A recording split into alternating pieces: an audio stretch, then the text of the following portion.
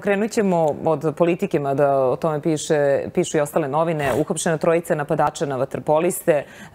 Sada, Nikola, dakle, kako smo došli u tu situaciju? Evo, 2019. godina, skoro četvrtina veka posle kraja rata u bivšoj Jugoslaviji, da vaterpolisti Crvene zvezde budu ovako napadnuti u Splitu. Da, pa sad ja kao stručni analitičar... Dobro, ne stručni, ja vas pitam sada kao neko ko... Ja sebe uvijek doživljam da sam ja strašno stručan za skoro sve teme ovoga sveta.